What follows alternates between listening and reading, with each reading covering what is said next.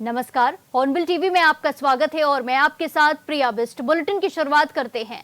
इस वक्त की बड़ी खबर उत्तराखंड के आपदाग्रस्त क्षेत्रों से है, जहां आपदाग्रस्त क्षेत्रों में रेस्क्यू ऑपरेशन लगातार जारी है और सीएम धामी ने राहत बचाव कार्य की समीक्षा की है। धराली आपदा में क्षतिग्रस्त निजी सार्वजनिक संपत्ति के आकलन के निर्देश दिए गए हैं। लगातार सीएम पुष्कर सिंह धामी राहत बचाव कार्य की समीक्षा कर रहे हैं और अब धराली आपदा में क्षतिग्रस्त निजी सार्वजनिक संपत्ति के आकलन के भी निर्देश दिए गए हैं। सीएम ने 7 दिन के लिए टाइमलाइन सेट की है। ध्वस्त कल्प केदार देवता के मंदिर का भी पुनर्निर्माण किया जाएगा। इसी के साथ हर्षिल तक की रोड कनेक्टिविटी को 2 दिन में शुरू करने के अधिकारियों को विभाग को निर्देश दिए गए हैं।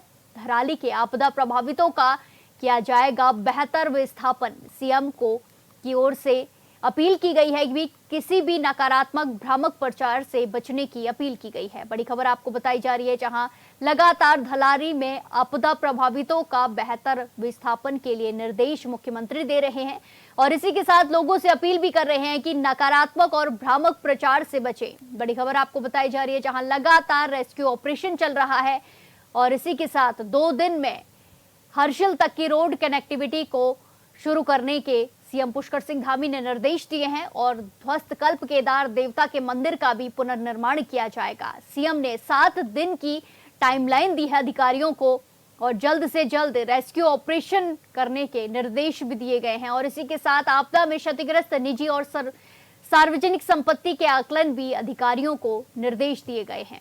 7 दिन की टाइमलाइन दी गई है। ध्वस्त कल्प केदार देवता के मंदिर का पुनर्निर्माण किया जाएगा। इसी के साथ हर्षिल तक की रोड कनेक्टिविटी 2 दिन में शुरू करने के निर्देश हैं। धराली में आपदा प्रभावितों का बेहतर विस्थापन किया जाएगा, सीएम पुष्कर सिंह धामी ने ऐलान किया है और इसी के साथ सीएम ने लोगों से अपील की है कि सभी नकारात्मक और भ्रामक प्रचार से बचे। बड़ी खबर आपको बताई जा रही है।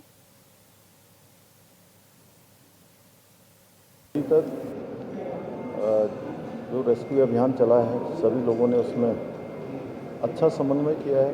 कोशिश की है हर एक व्यक्ति को बाहर निकाला जाए, हर एक जो संभव सहायता है वो करी जाए।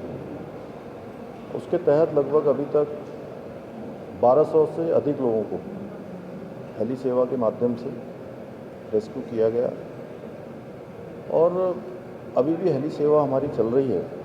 स्थानीय लोगों को भी निकाला गया, जो गंगोत्री धाम, हर्षिल, अन्य स्थानों पर आए हुए तीर्थयात्री थे, श्रद्धालु थे, उन सभी को निकाला गया है। बिजली वहाँ पर रिस्टोर हो गई है। आप सबको पता है कि पूरी बिजली की लाइनें पूरी तरह से क्षतिग्रस्त हो गई थी, बिजली की लाइनें चल गई हैं। टेलीफोन सुविधा वहाँ पर सुचारू हो गई है। राशन पर्याप्त मात्रा में वहाँ पहुँच गया है, कपड़े इत्यादि सभी प्रकार की व्यवस्थाएं वहाँ जो जरूरी हैं। इसी के साथ खबरों में आगे बढ़ते हैं। उत्तराखंड के कई जिलों में आज भारी बारिश की चेतावनी है। बागेश्वर, देहरादून, टिहरी, पौड़ी, उत्तरकाशी में अलर्ट जारी किया गया है। बड़ी खबर आपको बताई जा रही है, जहां भारी बारिश की चेतावनी उत्तराखंड के कई जिलों में है। बागेश्वर, देहरादून, टिहरी, पौड़ी, उत्तरकाशी में अलर्ट जारी है। नैनीताल, उधम सिंह नगर और चंपावत में भी अलर्ट जारी किया गया है। बड़ी खबर आपको बताई जा रही है उत्तराखंड के मौसम से जुड़ी, जहां कई जिलों के लिए अलर्ट जारी है। राजधानी देहरादून में देर रात से मूसलाधार बारिश जारी है। देहरादून, बागेश्वर में कक्षा 1 से 12वीं तक के स्कूल बंद हैं। मौसम विभाग की लोगों से सावधानी बरतने की अपील है।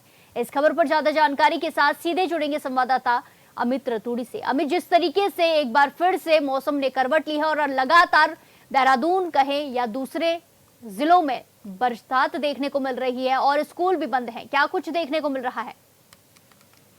देखिए, मौसम विभाग ने एक पूर्वानुमान जारी किया था, जिसके तहत आज से लेकर जो है और 2 दिनों का लेकर भारी बारिश की चेतावनी जारी की है। जिसके तहत अगर हम बात करें तो कई सारे जनपद हैं, जिसमें देहरादून है, बागेश्वर है, चंपावत है, रुद्रप्रयाग भी शामिल है। तो कई जनपदों में जो है भारी से बहुत भारी बारिश की चेतावनी जारी की गई है।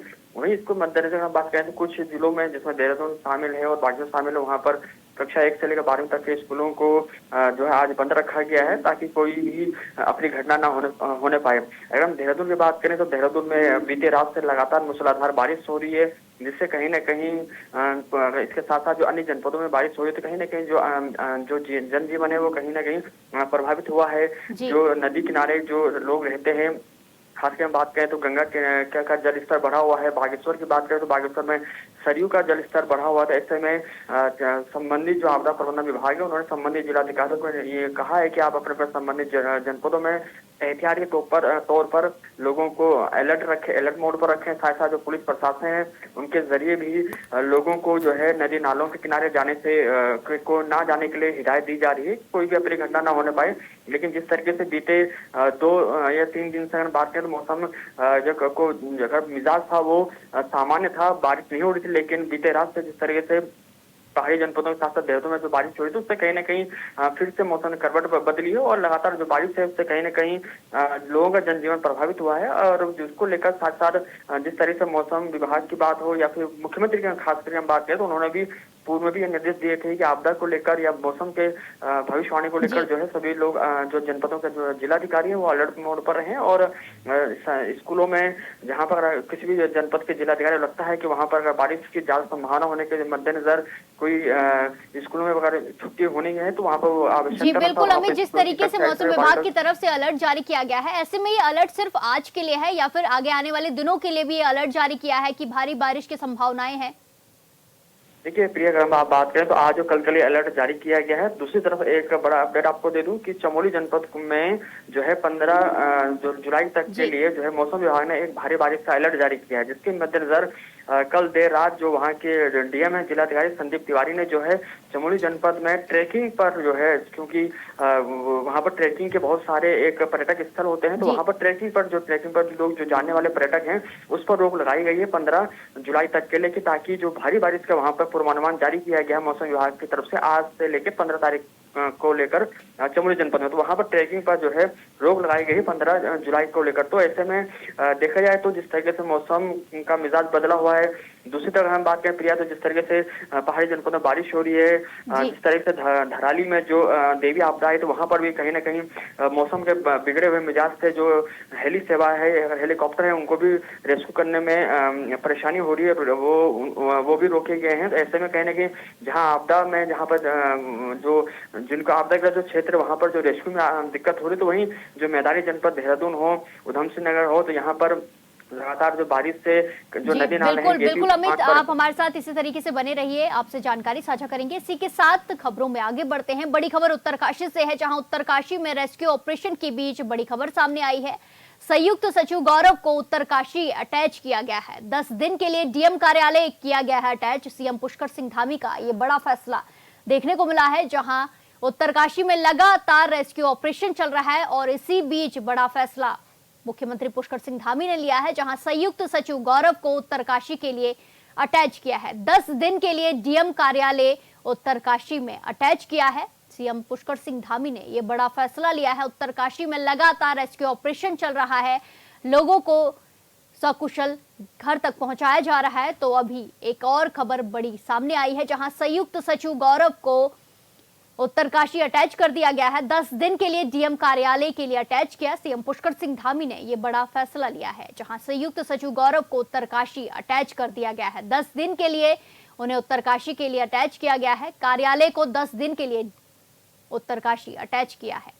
सीएम पुष्कर सिंह धामी का बड़ा फैसला देखने को मिला है। उत्तरकाशी में बीते दिनों आपदा आई थी, जिसके चलते कई लोगों के घर मलबे में दब गए हैं, जिसके चलते लगातार रेस्क्यू ऑपरेशन चल रहा है, लोगों को सकुशल घर पहुंचाया जा रहा है। इसी के चलते हमारे साथ संवाददाता अमित रतूड़ी लगातार बने हुए हैं। अमित, जिस तरीके से अब बड़ी खबर सामने आई है, धराली में लगातार रेस्क्यू ऑपरेशन चल रहा है और इसी बीच संयुक्त सचिव गौरव को उत्तरकाशी के लिए अटैच किया गया है, आगे की क्या कुछ रणनीति या क्या कुछ कदम उठाए जाने हैं? जी देखिए, धराली में जो देवी आपदा आई है इससे पूर्व जहाँ मुख्यमंत्री पुष्कर सिंह धामी ने 3 जो वरिष्ठ जो आईएएस जो अधिकारी है उनकी एक संयुक्त समिति की बनाई है, ताकि वो रिपोर्ट प्रस्तुत करेंगे 1 हफ्ते के भीतर शासन को। दूसरी तरफ हम बात करें तो जो संयुक्त सचिव मसूरी देहरादून विकास प्राधिकरण में जो कार्यरत हैं गौरव चटवाल, उनको जो है 10 दिन के लिए जो है उत्तरकाशी डीएम प्रशांत आर्य के कार्यालय में अटैच किया गया है। उनका काम ये रहेगा कि जो जो आपदाग्रस्त जो क्षेत्र है, चाहे वो हरसिल हो या फिर धराली हो, जो भी उत्तरकाशी जनपद में आपदाग्रस्त क्षेत्र है, वहां पर वो आकलन करेंगे, उसकी आख्या बनाएंगे और उसके आख्या जी रिपोर्ट को वो शासन को प्रस्तुत करेंगे कि किस तरीके से वहां पुनर्निर्माण कार्य किए जा सकते हैं, किस तरीके से जो मकान क्षतिग्रस्त हुए हैं उनको किस तरीके से वहां से विस्थापित किया जा सकता है लोगों को, इसकी वो रिपोर्ट शासन को देंगे। और इसीलिए उनको जो है 10 दिनों के लिए संबंधित जो डीएम है उत्तरकाशी के प्रशांत दारी उनके कार्यालय में अटैच किया गया है। दूसरी तरफ अगर हम बात करें तो इससे पूर्व जो 3 जो आईएएस हैं उनकी समिति बनाई गई है ताकि वो एक हफ्ते के भीतर अपनी रिपोर्ट प्रस्तुत करेंगे, किस तरीके से पुनर्स्थापन लोगों किया जाए, किस तरीके से उनके जो मकानों जो क्षतिग्रस्त हुए हैं लोगों को किस तरीके से जीवन यापन को पटरी पर लाया जाए, किस तरीके से उनको बेहतर भोजन की बात हो, दवाइयों की बात हो, या जो उनकी बुनियादी जो आवश्यकताएं हैं उनको किस तरह से पूरा किया जाए। इन सभी चीजों को लेकर लगातार मुख्यमंत्री पुष्कर धामी निगरानी कर रहे हैं और लगातार वरिष्ठ आईएएस लोगों को वहां पर वो भेज रहे हैं और उनसे सामंजस्य बनाते हुए यही निर्देश दिए गए कि आप लोगों से वहां पर जाके देखें और जो भी चीजें बुनियादी चीजें की बात हो या फिर जो भी चाहे विस्थापन की बात हो, पुनर्विस्थापन की बात हो, इस चीज पर इसकी रिपोर्ट भी आप बनाकर शासन को भेजेंगे। जी बिल्कुल, धन्यवाद अभी हमारे साथ जानकारी साझा करने के लिए। इस वक्त की बड़ी खबर चमोली से सामने आ रही है, जहां चमोली में भारी बारिश जारी है। मौसम विभाग की भारी बारिश की चेतावनी भी जारी है। बड़ी खबर आपको बताई जा रही है, जहां चमोली में भारी बारिश का अलर्ट देखने को मिल रहा है और मौसम विभाग का पूर्वानुमान भी सटीक साबित हुआ, जहां भारी बारिश लगातार देखने को चमोली में मिल रही है। आगामी 5 दिनों के लिए ट्रैकिंग पर रोक लगाई गई है। बड़ी खबर आपको बताई जा रही है चमोली से, जहां लगातार 5 दिनों के लिए ट्रैकिंग पर रोक लगाई गई है। बारिश का दौर देखने को मिल रहा है, जिसके चलते 5 दिनों के लिए ट्रैकिंग पर रोक लगाई गई है। बड़ी खबर आपको बताई जा रही है चमोली से, जहां चमोली में भारी बारिश का अलर्ट मौसम विभाग की तरफ से जारी किया गया था और इसी के चलते अब लगातार बारिश का दौर भी देखने को मिल रहा है, जिसके चलते आगामी 5 दिनों के लिए ट्रैकिंग पर रोक लगाई गई है। बड़ी खबर आपको बताई जा रही है चमोली से, जहां लगातार बारिश का दौर देखने को मिल रहा है। इसी के साथ खबरों में आगे बढ़ते हैं। अगली खबर देहरादून से है, जहां पुलिस महानिदेशक दीपम सेठ ने आज पुलिस मुख्यालय में उत्तरकाशी के धराली और हर्षिल क्षेत्र में आई प्राकृतिक आपदा के राहत और बचाव कार्यों की प्रथम चरण की समीक्षा की। बैठक में दूसरे चरण की कार्य योजना पर विस्तृत चर्चा हुई और ये निर्णय लिया गया कि राहत एवं बचाव के दूसरे चरण में सर्च एंड रेस्क्यू ऑपरेशन पर विशेष फोकस किया जाएगा। इस अभियान के लिए एसडीआरएफ के लिए महानिरीक्षक अरुण मोहन जोशी को घटना कमांडर नियुक्त किया गया है। सर्च और रेस्क्यू अभियान में गति लाने के लिए एसडीआरएफ, फायर, पीएसी और पुलिस बल की पर्याप्त संख्या को धराली और हर्षिल घटनास्थल में तुरंत तैनात किया जाएगा। इसके साथ ही स्थानीय नागरिकों, ग्राम प्रतिनिधियों और जिला प्रशासन के साथ समन्वय स्थापित कर लापता व्यक्तियों की सटीक सूचना तैयार की जाएगी।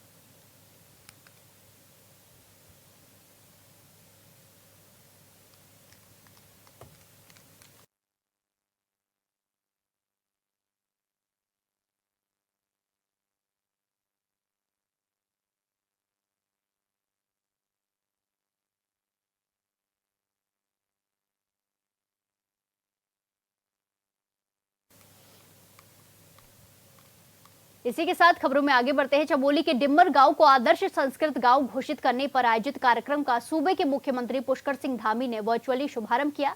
कार्यक्रम की शुरुआत मुख्य अतिथि बद्री केदार मंदिर समिति के उपाध्यक्ष ऋषि प्रसाद सती ने दीप प्रज्वलित करके किया। इस दौरान डिम्मर गांव के ग्रामीणों में खासा उत्साह देखने को मिला। वहीं सूबे के मुख्यमंत्री पुष्कर सिंह धामी ने इस मौके पर डिम्मर गांव के ग्रामीणों से वर्चुअली संवाद किया। गांव की ग्राम प्रधान विनीता डिमरी ने भी सूबे के मुख्यमंत्री का आभार व्यक्त किया। जिला चमोली का सौभाग्य है कि डिम्बर गांव, जिसके बासिंदे सारे जो लोग हिंदू लोग सारे बद्रीनाथ में रहते हैं, और ये बहुत अच्छी बात है कि अगर इसको संस्कृत का आदर्श गांव घोषित किया है तो इसके लिए मैं प्रदेश के यशस्वी मुख्यमंत्री और प्रदेश के शिक्षा मंत्री श्री धन सिंह जी का बहुत आभार व्यक्त करता हूँ। और वास्तव में संस्कृत की भाषाएं लोग बच्चों को अगर जीवन से सीखेंगे तो एक आजकल बड़े बड़े बच्चे जो भी रिसर्च कर रहे हैं वो सब संस्कृत में कर रहे हैं और ये सौभाग्य है हम सबका कि संस्कृत को हम कैसे आगे बढ़ा सकते हैं। इसके लिए बद्रीनाथ केदारनाथ मंदिर समिति ने ये विद्यालय, जिस विद्यालय में कार्यक्रम हो रहा है, इसमें अधीन लिया। आज हमारे लिए यह अत्यंत ही हर्ष एवं खुशी का विषय है कि हमारा ग्राम डिम्बर एक आदर्श संस्कृत ग्राम डिम्बर ग्राम घोषित हुआ है। हमारे लिए यह अत्यंत ही खुशी का विषय है। ग्रामीणों में इसके प्रति अत्यंत ही उत्सुकतापूर्ण भाव दिखाई जा रहे हैं। मैं ज़्यादा न कहते हुए इतना आप लोगों से कहूँगी कि आगे इसकी बहुत अच्छी पहल की जाएगी। अभी शुरुआती तौर पर शिक्षक भी अच्छे ढंग से प्रशिक्षण दे रहे हैं हमारे ग्राम डिमर में।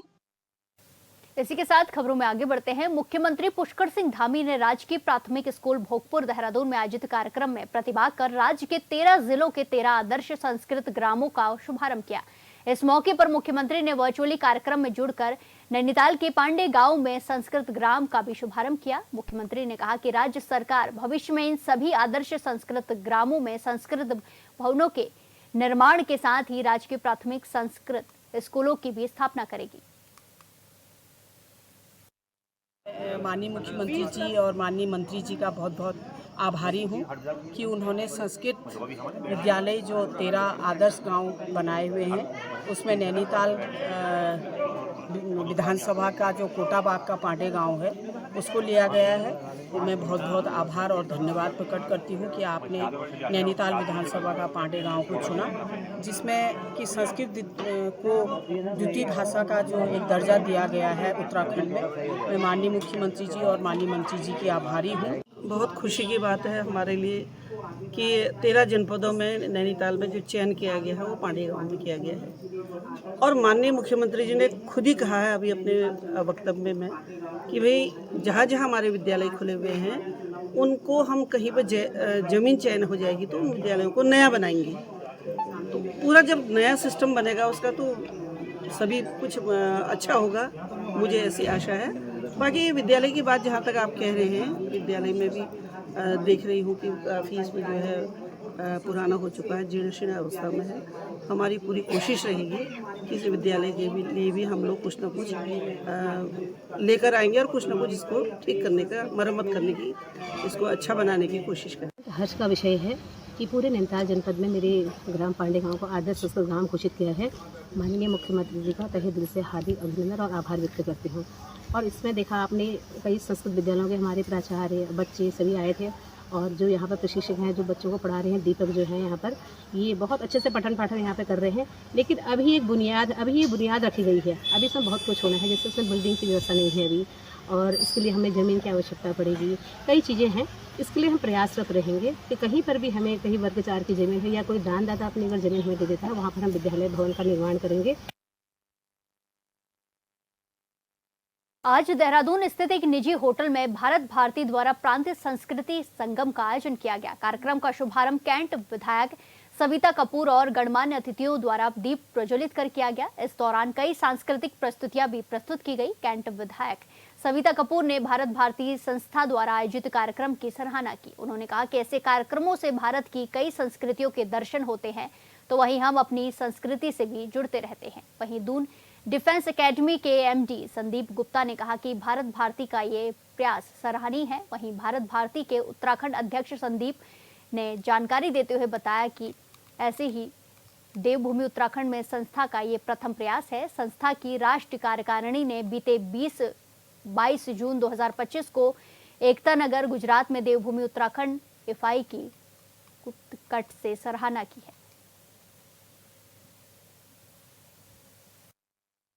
आज मैं इस कार्यक्रम में यहाँ आई हूँ। भारत भारती इस संस्था द्वारा ये कार्यक्रम यहाँ रखा गया है, जो कि बहुत ही अच्छा और अपने संस्कारों से, अपने देश की संस्कृति से जुड़ा एक कार्यक्रम होगा, और जिसमें विभिन्न प्रदेशों की झांकियाँ, हमारी वेशभूषा, भाषा, इसको ये दिखाने का प्रयास करते हैं कि हमारा देश एक है, अनेकता में एकता को लेकर हमारा देश काम करते हैं। तो सभी को मैं शुभकामनाएं देती हूँ। का मुख्य उद्देश्य है कि जो बाहर के जितने भी देहरादून में जो बाहर के प्रांत के लोग हैं और उनकी जो भाषाएं, सबको हम आपस में मिलजुल कर रहे हैं, एक दूसरे का सम्मान करें और एक दूसरे के सुख दुख में सहयोग करें।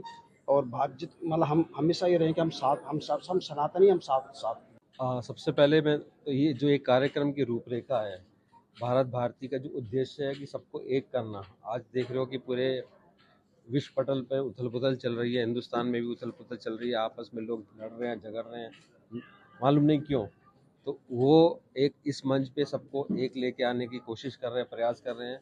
और मैं तहे दिल से, मेरी एकेडमी की तरफ से, अपने छात्रों की तरफ से इस कार्यक्रम की सफलता के लिए शुभकामनाएं देना चाहता हूँ। इस तरह के प्रयास और होने चाहिए, सो दैट जो हमारे विचार अलग अलग हो सकते हैं लेकिन देश पहले होना चाहिए, ये इनकी थीम है। तो मैं बधाई देना चाहता हूँ आपको, आपकी पूरी टीम को। इसी के साथ खबरों में आगे बढ़ते हैं। कालाडूंगी में अवैध मादक पदार्थों की रोकथाम को लेकर पुलिस का अभियान लगातार जारी है। इसी क्रम में एक अभियुक्त को पुलिस ने 240 ग्राम अवैध चरस के साथ गिरफ्तार करने में सफलता हासिल की, जिसके खिलाफ थाना हाजा पर एनडीपीएस एक्ट अभियोजन पंजीकृत किया गया है। 10/8/2025 को थाना कालाडूंगी से उप निरीक्षक कृष्णा के द्वारा सुबह चेकिंग की जाती तो एक अपाची मोटरसाइकिल से संजय आर्या उत्तराखंड के निवासी नहीं, इनको चेक किया गया तो इनके पास 240 ग्राम अवैध चरस बरामद हुई थी। इसके संबंध में थाने पर मुकदमा दर्ज किया गया। उत्तराखंड में ट्रिपल इंजन वाली सरकार के मुखिया पुष्कर सिंह धामी विकास कार्यों को लेकर गंभीर हैं, तो वहीं विभागीय मंत्री और अधिकारी लापरवाही से सरकार की नीतियों पर ही सवाल उठ रहे हैं। हरिद्वार के कई इलाकों में भी सड़कों का हाल बेहाल है। बात करें भगवानपुर की तो वहां के लोग कीचड़ भरे रास्ते में आवाजाही करने को मजबूर हैं, जिसको लेकर ग्रामीणों में भारी आक्रोश है। तो यह है कि इस बुलेटिन में फिलहाल के लिए इतना ही। बाकी तमाम खबरों के लिए देखते रहिए हॉर्नबिल टीवी। नमस्कार।